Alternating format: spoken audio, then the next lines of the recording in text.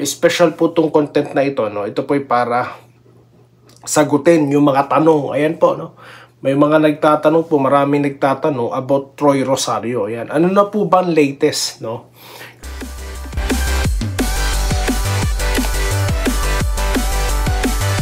Ayan, so welcome back, no, dito sa TNRica YouTube channel. Well, ang pag-uusapan po natin is yung update po, no, about kay Troy Rosario. Ayan.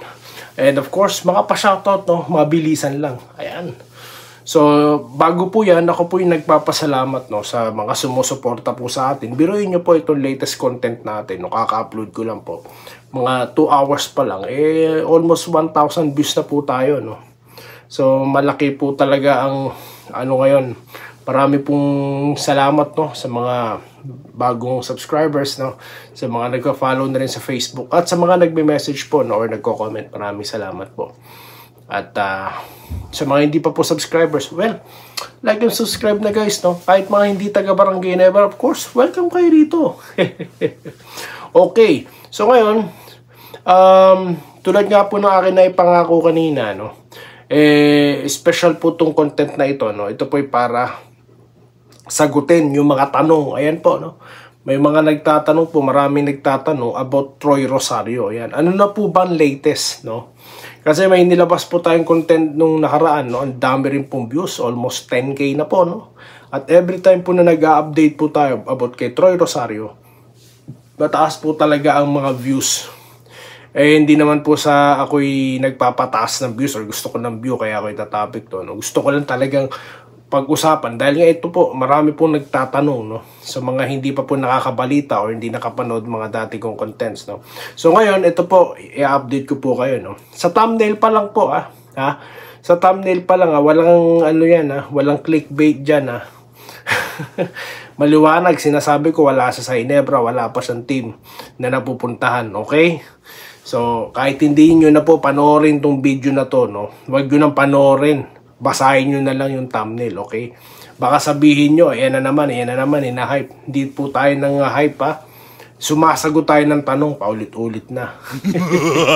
Okay, mabilisan. So, si Troy Rosario po, no, wala pa siyang kupunan na oohan, no? Napabalita po, confirmed, no, na siya po yung nakipag-meeting sa MVP Group. Ayan.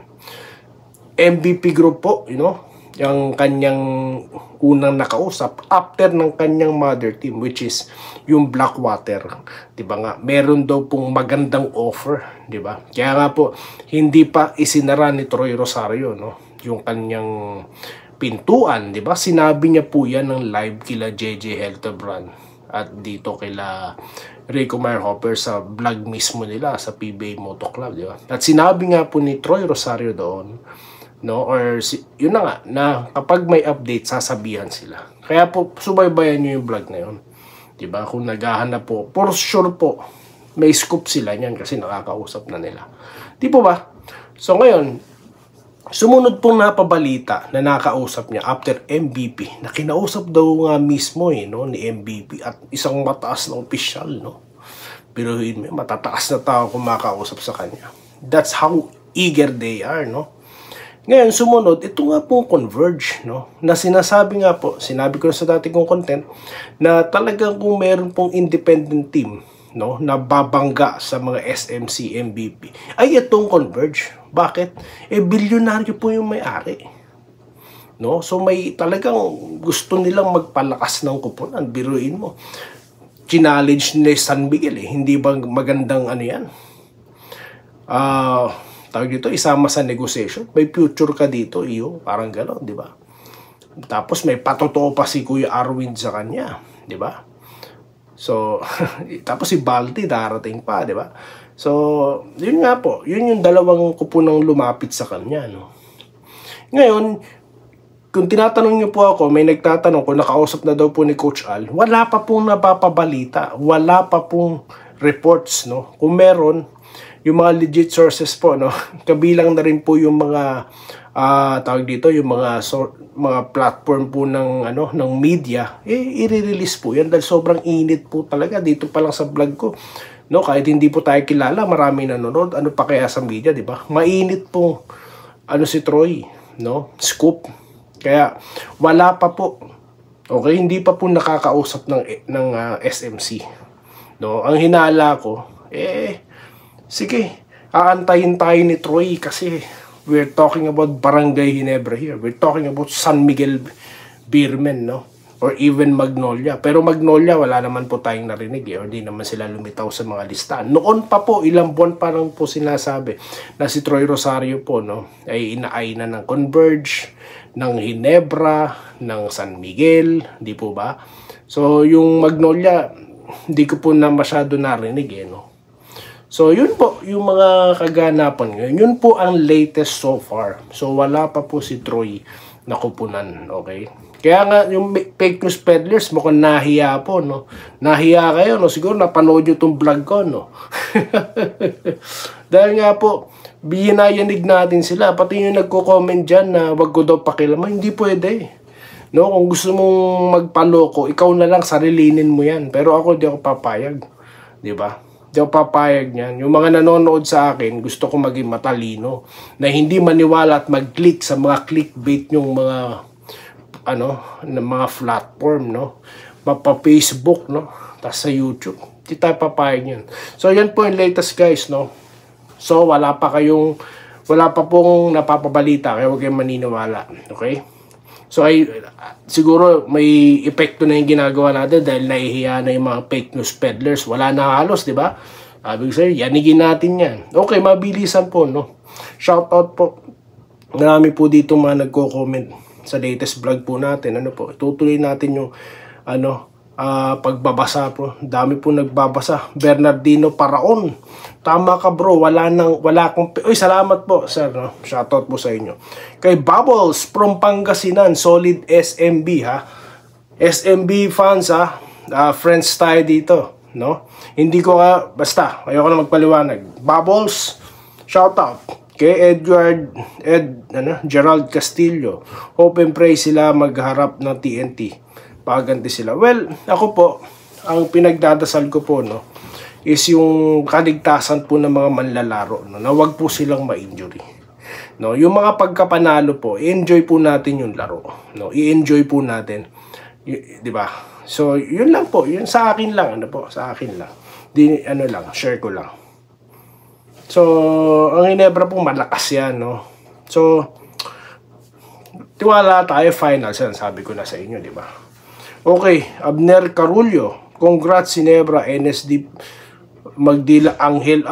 Wow! Well, syempre tayo, nagtatopic po tayo dito, no? At of course, as Barangay Ginebra, hindi ko naman po yan tinatanggi, no? Kahit po kagalitan ako ng mga haters, kahit nga po, personalin na tayo, may mga content po tayo, pine-personal po tayo, wala tayong pakialam. No? Pakpakan tayo dito, Ginebra. Di ba? Pero, again, I'm a fan of basketball. Kung manalo man na San Miguel dito, okay, ihanga ako San Miguel. Hindi ko sasabing, bigay yan. Bigay, script yan. Ha? Hindi. Mag-game 7 kasi napag-usapan. Sinabi ko na po sa inyo, guys, no? Na kung ako ang boss, kung ako si Ramon ang, no, sampal talaga abutin ng dalawang coach sa akin. Ang lakas-lakas nyo na. May ganung coach kung maaalala nyo, i-comment nyo dyan kung sino man nakapanood ng time na yon, na may coach po na inagaw yung mic, no, sa gitna ng laban at sinabi niya, ang lakas-lakas na nga ng kalaban namin, wala pang foul. Sige po, kung sinong nanonood dito at nakakatanda niyan, i-comment nyo sa baba. Kung meron akong kasabay na nanonood during that time. Mga 90s pa po yata yun. If I'm not mistaken, or early 20s, no?